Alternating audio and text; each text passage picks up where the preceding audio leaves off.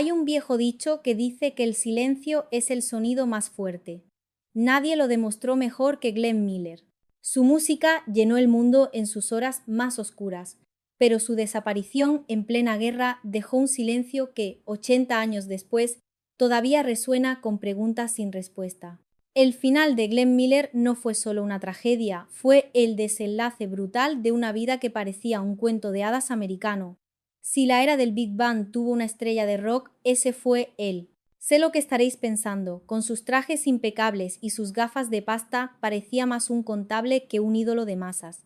Pero no os equivoquéis, Glenn Miller era un fenómeno. Millones de personas bailaban al ritmo de su música, se enamoraban con sus melodías y encontraban en ellas un refugio en un mundo que se desmoronaba. Y entonces, en la cima de su fama, en medio de la misión más importante de su vida, simplemente se desvaneció.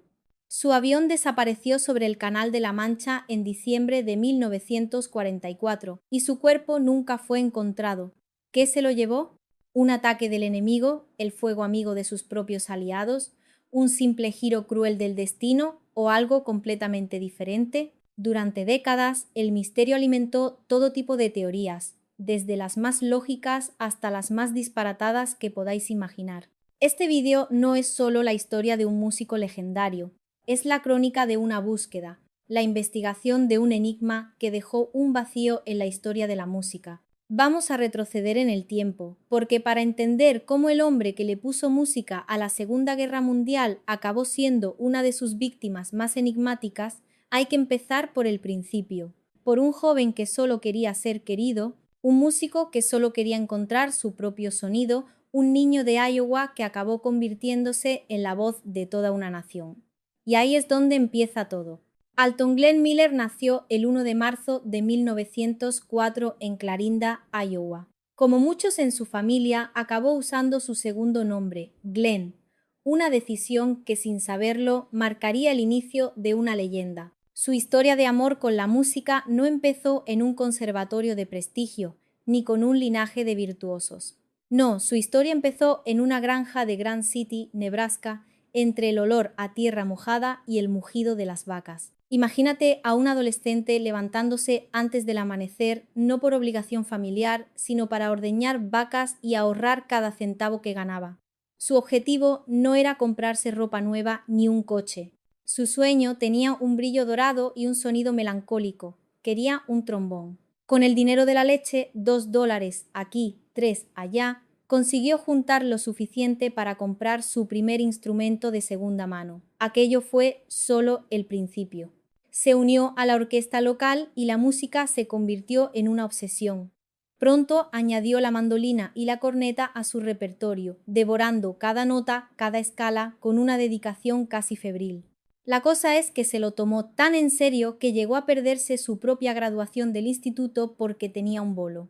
Claro que sí, guapi, las prioridades bien claras desde el principio. Cuando intentó ir a la Universidad de Colorado, el patrón se repitió.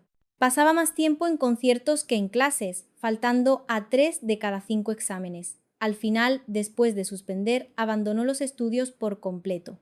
Estaba poniendo todos sus huevos en una sola cesta, la música.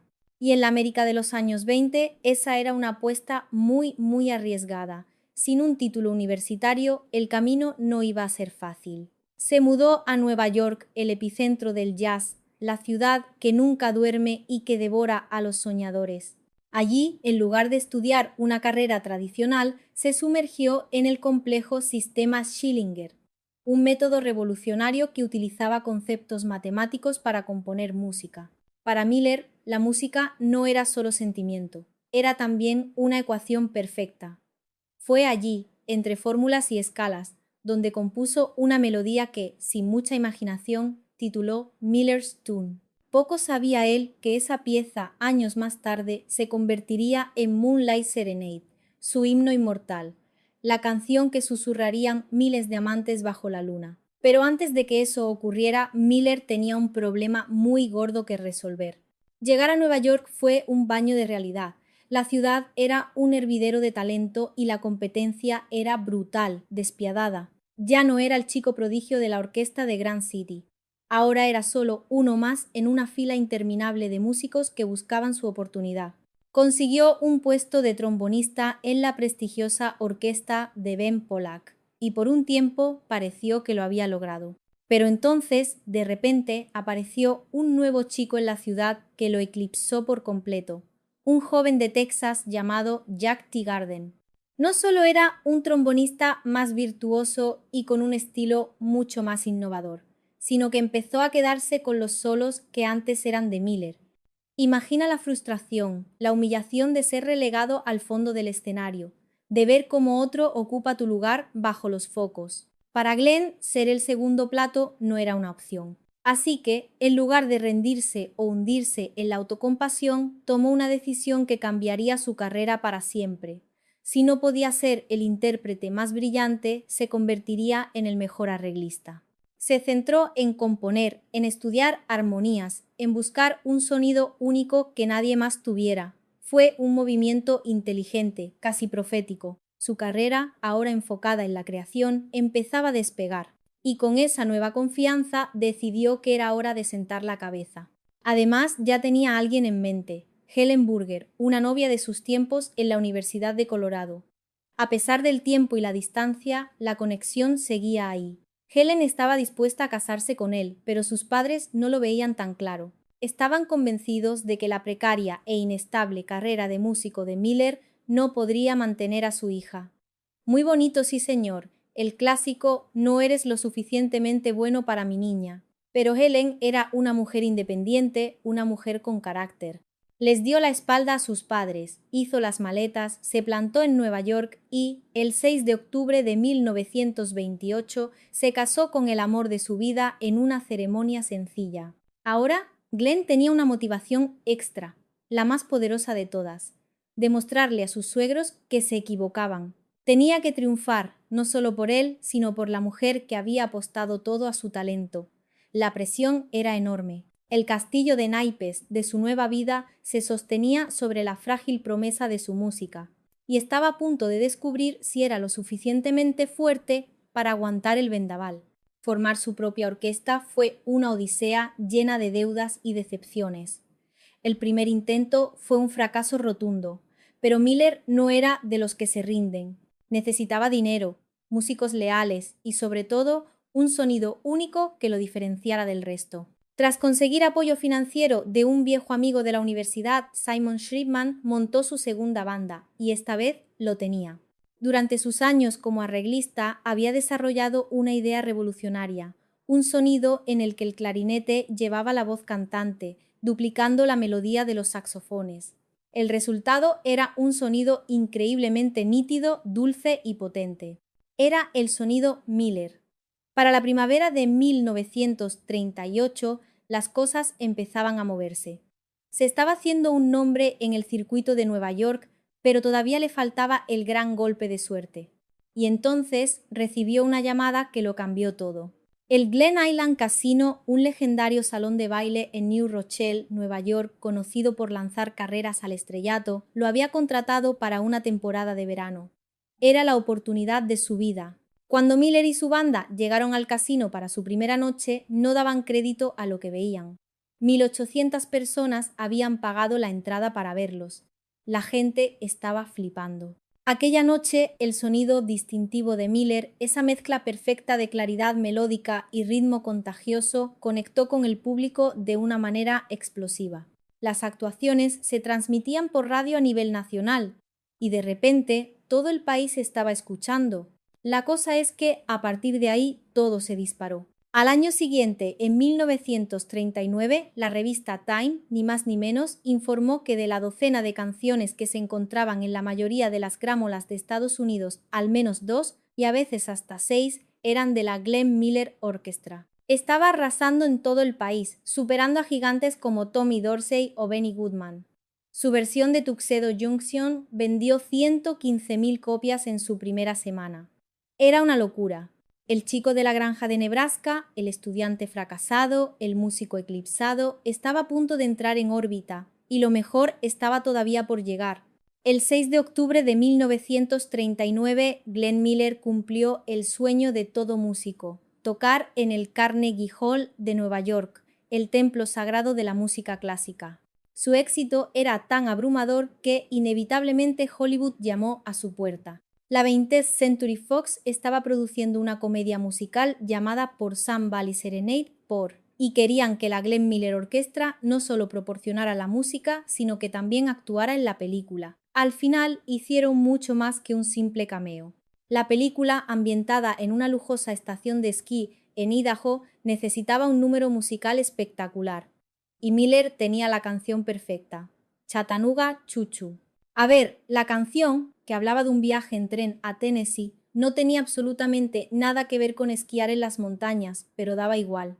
El estudio confió en él ciegamente, y el resultado fue una secuencia de casi 8 minutos que pasó a la historia del cine musical, una pieza maestra de coreografía y ritmo, con la orquesta tocando en directo, vocalistas carismáticos y un número de claqué de los Nicholas Brothers que dejaba al público literalmente boquiabierto. La canción se convirtió en un fenómeno viral antes de que existiera el término. El 10 de febrero de 1942, la discográfica RCA Victor le entregó a Miller un disco pintado de dorado en una ceremonia retransmitida por radio. Había vendido 1.2 millones de copias, convirtiéndose oficialmente en el primer disco de oro de la historia de la música. Glenn Miller ya no era solo un director de orquesta, era una institución americana, el rey indiscutible del swing, el hombre que le había puesto banda sonora a una nación. Tenía el mundo a sus pies, una familia que lo adoraba con su esposa Helen y 2 hijos adoptados, y una carrera que parecía no tener techo. Pero el mundo estaba cambiando a una velocidad vertiginosa. La guerra en Europa se intensificaba y el ataque a Pearl Harbor en diciembre de 1941 metió de lleno a Estados Unidos en el conflicto. Miller, un hombre profundamente patriota, sintió que no podía quedarse de brazos cruzados, tocando música mientras otros luchaban y morían por su país. Su conciencia no se lo permitía. Con 38 años, Glenn Miller estaba, en teoría, a salvo del reclutamiento. El tío Sam no llamaba a filas a hombres casados de su edad, y además sus gafas lo descartaban para el combate. Pero él estaba decidido a alistarse. Primero lo intentó en la Marina, pero lo rechazaron. Así que, si no podía luchar con un fusil, lo haría con su trombón. Le escribió una larga y apasionada carta a un general de brigada del ejército explicándole una idea que para la época era, como poco, extravagante. Quería modernizar por completo la música militar. Argumentaba que las marchas tradicionales de John Philip Sousa estaban anticuadas, eran aburridas y no conectaban con los jóvenes soldados. Proponía crear una banda militar moderna que sonara como su orquesta civil, que tocara jazz, swing, blues, música que de verdad elevara la moral de las tropas. La institución, como era de esperar, no estaba muy convencida de dejar que una estrella del pop se metiera a reformar sus tradiciones. Pero su fama era tal y su patriotismo tan genuino que su solicitud fue finalmente aprobada. Le dieron un mes para poner sus asuntos en orden. El 27 de septiembre de 1942, la Glenn Miller Orchestra dio su último concierto en el Central Theater de Passaic, Nueva Jersey. Fue una despedida agridulce. Al día siguiente se convirtió en el capitán Glenn Miller del Cuerpo de Especialistas del Ejército. Su actitud perfeccionista y rebelde no tardó en meterle en problemas. Imagina a este genio musical, acostumbrado a tener el control absoluto de su sonido, lidiando con la rígida burocracia militar. Su insistencia en usar arreglos de jazz para las bandas de marcha, como su versión de Blues in the Night, chocó de frente con los puristas del ejército, que lo consideraban poco marcial. Fue una batalla constante, una guerra silenciosa contra la mediocridad y la tradición anquilosada. Pero finalmente ganó. Miller, casi sin ayuda, había cambiado la música militar para siempre, demostrando que una buena melodía podía ser un arma tan poderosa como un tanque. En mayo de 1944, mientras los aliados preparaban la invasión de Normandía, llegó un cable urgente desde el cuartel general supremo aliado. La orden venía directamente del general Dwight D. Eisenhower. Quería que Miller y su unidad, la Army Air Force Band, fueran enviados a Europa de inmediato. Eisenhower, un hombre que entendía el poder de la moral, Sentía que solo la música de Miller podía darles a los soldados que estaban a punto de enfrentarse al infierno el impulso anímico que tanto necesitaban. El 19 de junio de 1944, apenas unos días después del desembarco de Normandía, Miller voló a Londres, aterrizando directamente en el corazón de la guerra.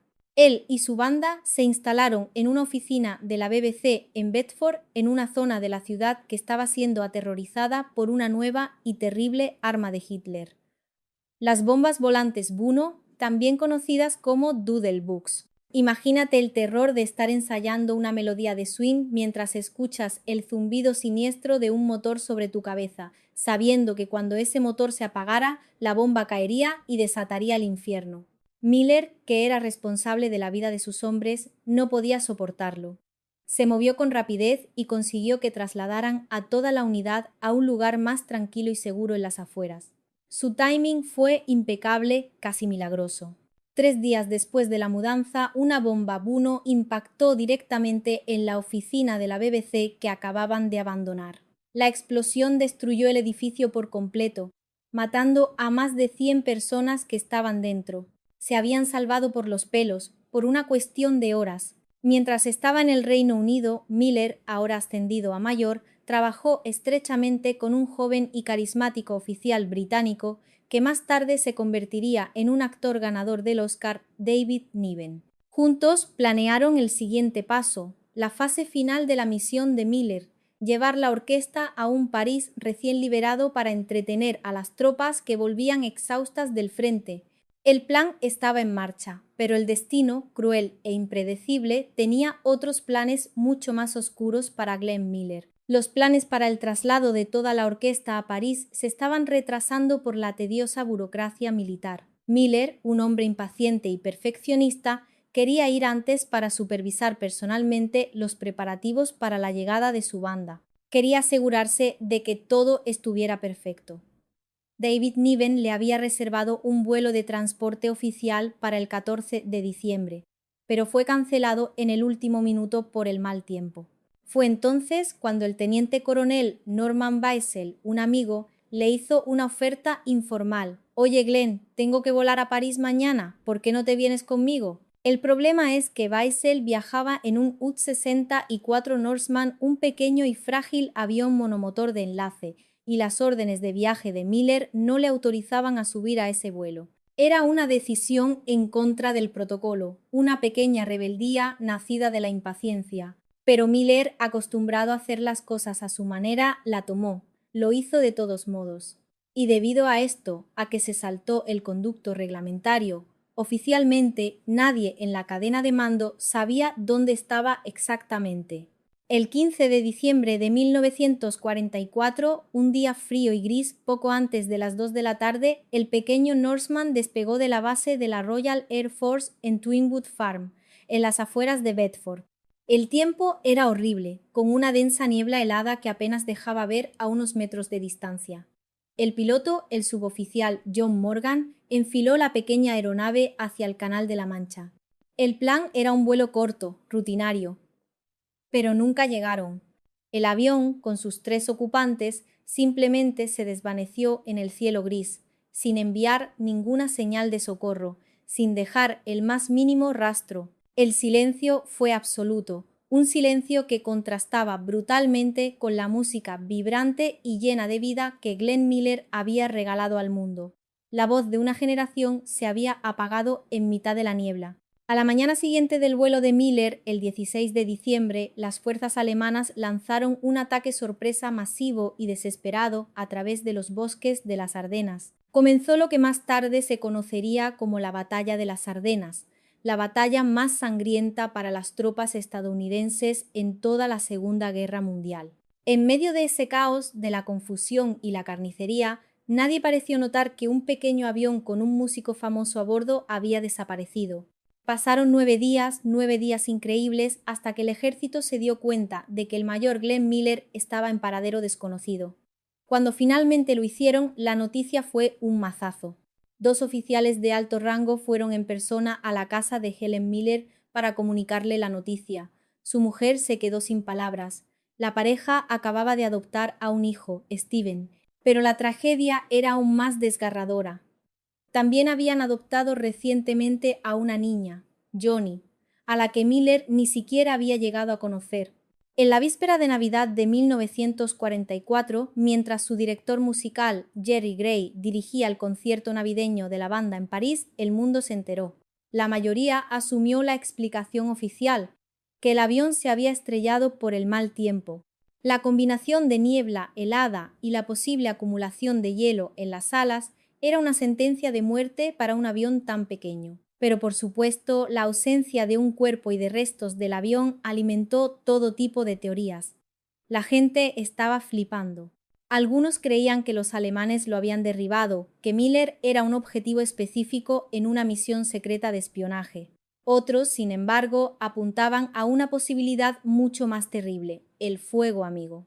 Décadas después, en los años 80, un antiguo navegante de la RAF llamado Fred Shaw afirmó que el avión de Miller había sido derribado accidentalmente por bombarderos Lancaster británicos. Según su relato, los bombarderos volvían de una misión abortada y, siguiendo el protocolo, se deshicieron de sus bombas sobre el Canal de la Mancha antes de aterrizar.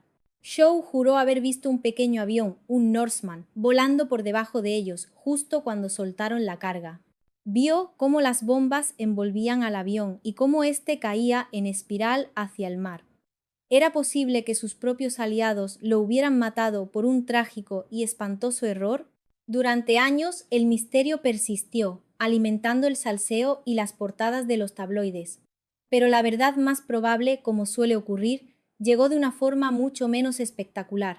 La verdad llegó gracias al esfuerzo incansable de su hijo, Steven.